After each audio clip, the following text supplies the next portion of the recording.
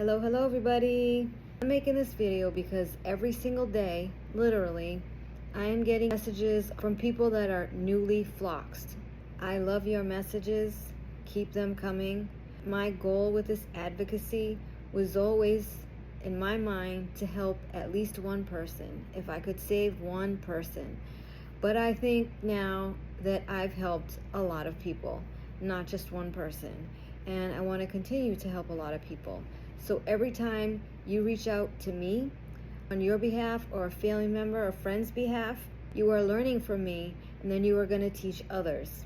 And then slowly but surely, this is all going to trickle out. With that being said, I thought it would be a good idea to post a video on fluoroquinolone toxicity syndrome. So first of all, what does it mean to be floxed? It means that you are experiencing adverse effects from a fluoroquinolone antibiotic. What's a fluoroquinolone antibiotic? So basically, any antibiotic that you see that ends in floxacin, that's one sign. Cipro, also known as ciprofloxacin, Levaquin, also known as levofloxacin, and we have Avelox, moxifloxacin, etc., etc. You can take fluoroquinolones by mouth, by IV, eye drops, and ear drops. It's not just one method that will get you floxed. You can experience an adverse effect from a fluoroquinolone by one pill as early as 2 hours after taking that pill. And then you can experience effects afterwards, months after you've stopped taking the antibiotic. So this is when it becomes very problematic for the person to realize that these weird symptoms or this illness that they've been experiencing is because they took a fluoroquinolone antibiotics 4 months earlier. So you have to keep that in mind when you're thinking about being floxed, and if you're experiencing any strange symptoms, if you've been diagnosed with fibromyalgia, anything like that, right? Think back to if you took a fluoroquinolone in recent times. Also, the effects of fluoroquinolone antibiotics are cumulative. That means you may be fine the first time you take it. You may be fine the first 5 doses you take it. You may be fine that you took 10 rounds of it, but on that 11th prescription, boom, it's an unknown. People just don't know. So circling back to what you can do. This is probably going to date me and show you how old I am, but I'm going to make an analogy between fluoroquinolone antibiotics and fire prevention safety, Smokey the Bear. For all you young folks out there, you probably don't even know what Smokey the Bear is. I don't even know if Smokey the Bear is around anymore, but when I was growing up, it was a big deal, and there was Fire Prevention Month. So what does Smokey the Bear do? Smokey the Bear shows you how you can prevent fires from occurring. So relating this to fluoroquinolones, it's the same thing. As soon as you take a fluoroquinolone, the important thing is to make sure it doesn't spread and that you escape. What to do in case of a fire. Go out fast and stay out. Don't take anything. Rule number 1. Rule number 2. Check doors before opening them. Feel the door with the back of your hand. If it feels warm, use another exit.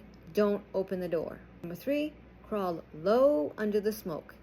And finally, stop, drop, and roll. And get the hell out of there. So when I relate this to fluoroquinolones, the point is, once you've realized you've been floxed, everybody wants to start detoxing. What do I do to fix it? What do I do to get rid of it? When there is a fire occurring, you're not wondering about all those other things. You need to prevent it from spreading and get out. You deal with all those other things later. So for those folks, if you are in that moment of panic and realized you've been floxed, think about treatments, doctors, and tests afterwards. The most important thing that you do right away, get out. What I mean by that is immediately stop all the stuff that you're doing. Analyze all the foods you're eating, the medications that you're taking, and your daily living habits. And I bring this up because once you've been floxed, you need to avoid fluoride. So don't be brushing your teeth with fluoride toothpaste. Don't be drinking water that has fluoride. At this stage in the game, this is about not making yourself worse.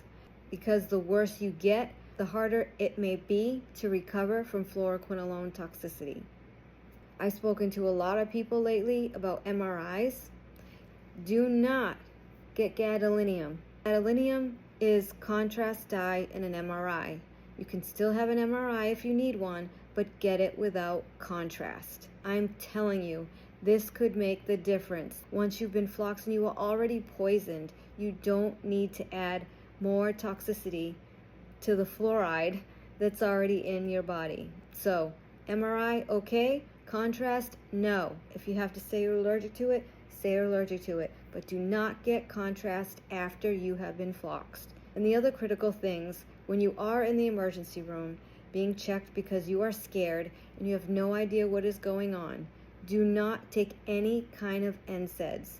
Those are things like Advil, ibuprofen, stuff through the IV that they'll give you like Toradol, etc. No NSAIDs whatsoever of any kind.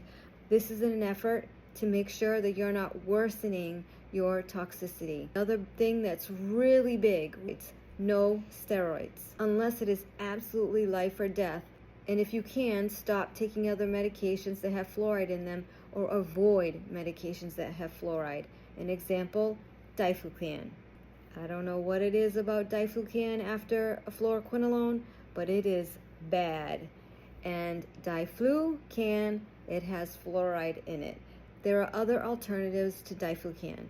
You can use other things to solve that problem. That's just one example, but there are other fluorinated medications.